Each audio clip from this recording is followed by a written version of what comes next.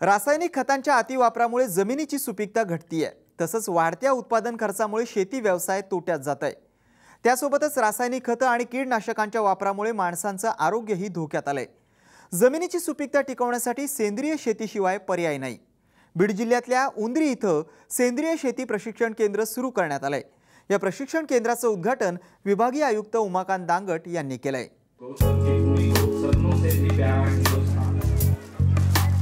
रासायनिक शेतीच्या वाढत्या दुष्परिणामांमुळे शेतकरी संकटात सापडलाय। भागवत डोंबरे गेल्या काही वर्षांपासून सेंद्रिय शेतीचा प्रचार आणि प्रसाराचं काम करतायत।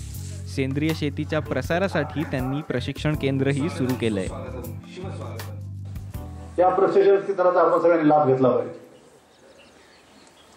सेंद्रिय शेती म्हणजे काय, सेंद्रिय शेतीमधलं कर्ब वाढवण्यासाठी काय केलं पाहिजे।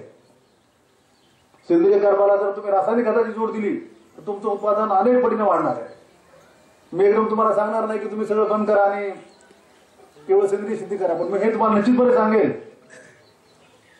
की सेंद्रिय कर्ब जे आहे शेतीमधलं ते टप्प्याटप्प्याने का होईना तुम्हाला वाढवावं लागेल। सेंद्रिय खतांच्या वापराच्या अनुषंगाने आज जो हा कार्यक्रम आयोजित केलेला आहे, मला असं वाटतं की येणाऱ्या काळामध्ये सेंद्रिय खतांवर चालणारी जी शेती आहे किंवा सेंद्रिय पद्धतीने जे शेतकरी काम करतील त्यांचं येणाऱ्या काळात